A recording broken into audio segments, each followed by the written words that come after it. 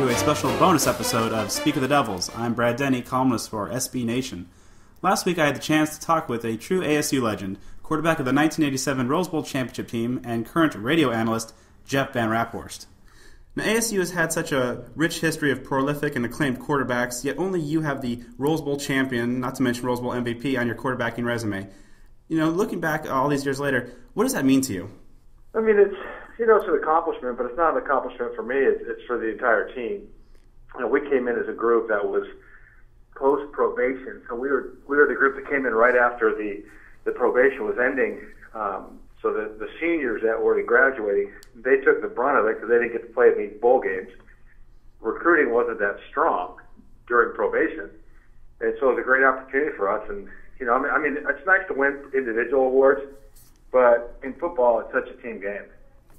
Now, of course, the Rose Bowl is the granddaddy of them all. And so looking back, what things stand out to you most about both the game and kind of the surrounding pressure and expectations and the general aura of the Rose Bowl?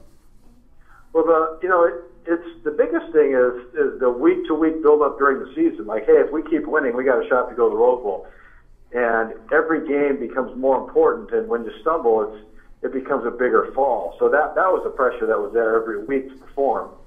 And then going to the game itself, my dad was an Ohio State Buckeye. He played for Woody Hayes. I was born and raised on Big Ten football. And, for us to be playing Michigan was great because that was his natural rival. He was actually from the state of Michigan. So for me, it was just fun. It was the week before, the day before was hard because you have that anticipatory buildup. But when we finally got to play, then it was like, all right, now this is what we do. We go play. Now, since that time, the Devils have only been back to the Rose Bowl once and seem to make a run like every 10, 11 years or so. Why do you feel the Devils' legitimate runs to the Rose Bowl have been so scarce since that time?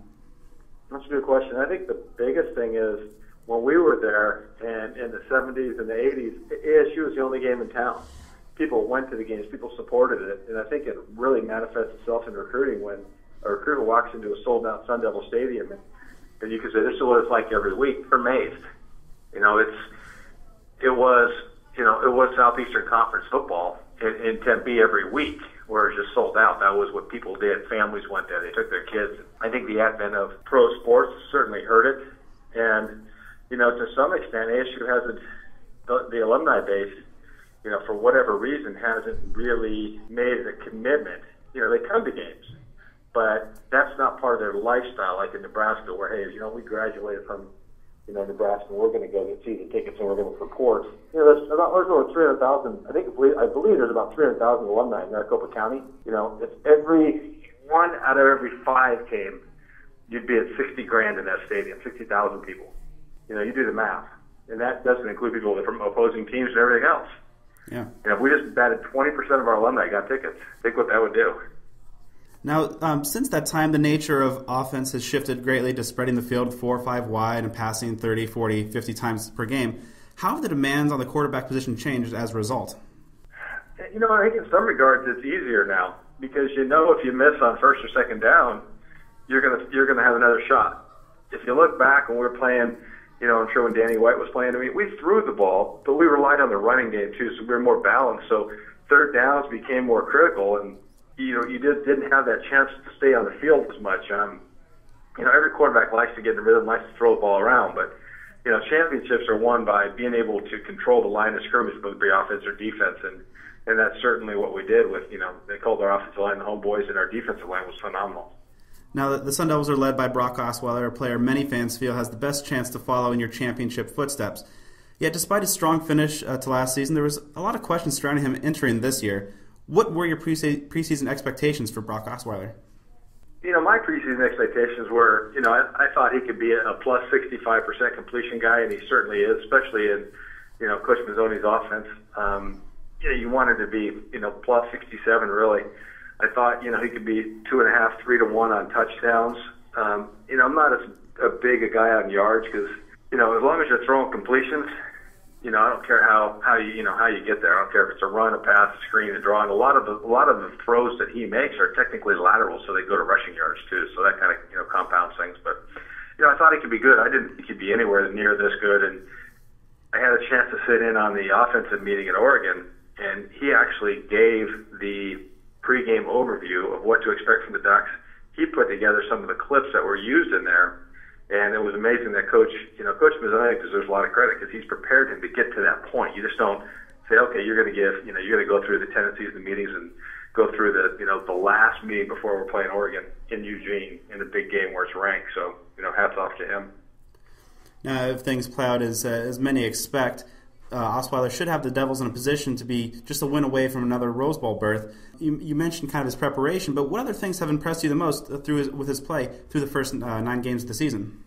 Leadership, I think is just leadership, and I think he's made some mental adjustments. If you look at the interception ratio in the first half of the season versus now, he's certainly cut down. He's taking care of the ball. I think he's a lot smarter. There's times when he's tucking the ball and running and moving the chains.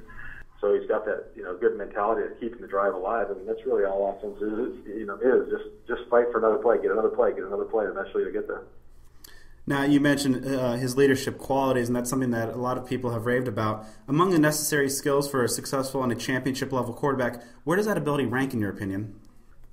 Everybody wants to put stuff in like this is 1, 2, and 3. I mean, we're a society where you want to know who the best is, the second best. How do you – it's kind of like looking at the girl you marry and the girl you dated. They may both look alike, talk alike, and be kind of similar, but there's just something about that one that you marry that makes her different. and that's what I think, quarterbacks have. Whatever it is, I mean, some are tall and short and right-handed and left-handed and black and white. And at the end of the day, the leaders have whatever it is. If you could bottle it up or quantify it, they have that it. And, Brock definitely seems to have it. Now, have you worked or discussed the quarterback position with Brock since he's come on campus? No, I've seen him. I've been in some meetings, but I haven't really sat down and talked with him. And, he's got a coach in Coach Mazzoni who's coached in the NFL and played the position. And, they're together day in and day out. So, but I certainly know him and I'm around him and get to see him. And from what I've seen and from what I've heard, he's just a great young man. What are some of the areas that you'd like to see Osweiler improve upon over the last couple games and into next season? Over the last couple of games, I don't know if you can ask him to do too much more. I think for any football player, it's situational knowledge, meaning that, if it's fourth quarter and you need a first down and you're behind by 3, you take the high percentage throw, if you have 2 receivers open.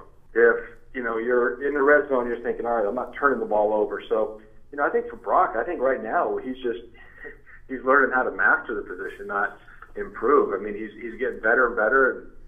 And I think for him, the other thing I would tell him, or I would like to maybe, and I don't know if it's improvement, but I would just be cognizant of, at the end of the day, Brock's special because he goes out there and plays and has fun. And as the games get more pressure and more tension on them, and there's more at stake, I can remember it wasn't as much fun. It became you have something to lose, and when you have something to lose, you're a lot more emotional about it. You're a lot more invested in it. You don't want to let your teammates down, but along the way, the great people learn how to have fun while they're in pressure situations.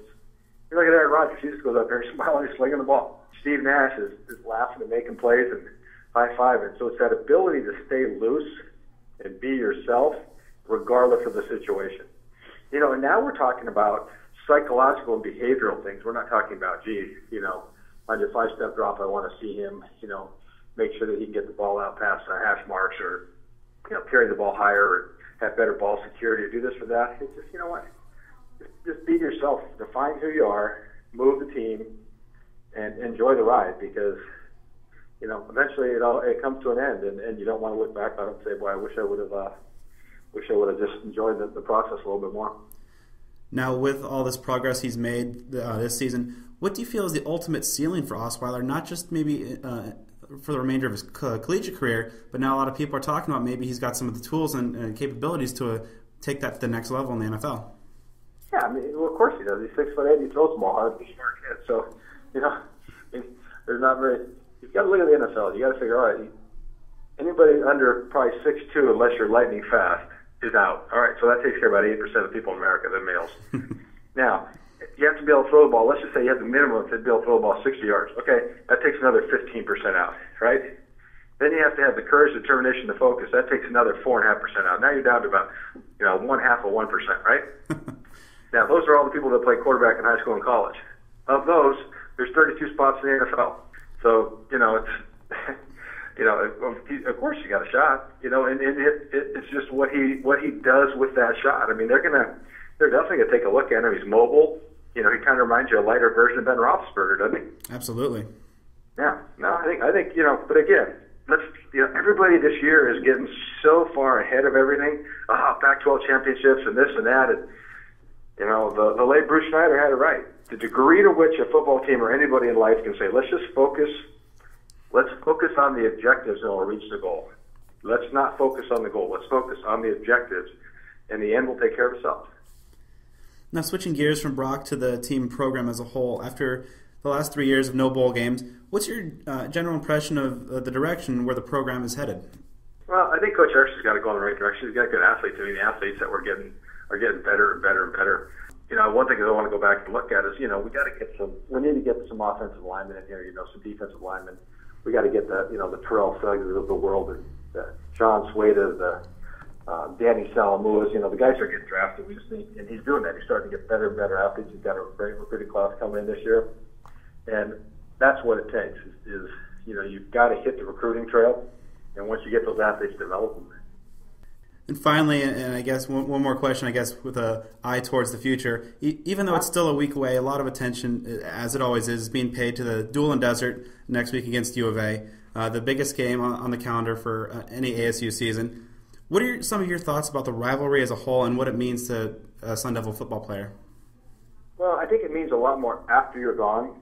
I mean, if you talk to the kids from Southern California, the first 3 years, they're more worried about USC and UCLA. Because they have to go home. That's what they grew up with. They grew up with, the horse and the UCLA, band leader and all that. So the first couple of years, that's more important. And then it shifts. And as you get older in life, if you're in my situation, you lost to them 5 years in a row, and your only saving grace is the Rose Bowl and other bowls. And, at least we got that. But I sure would have liked to beat them once. Well, Jeff, this is great stuff as always. Thank you very much for your time. I really appreciate it. No problem. Take care.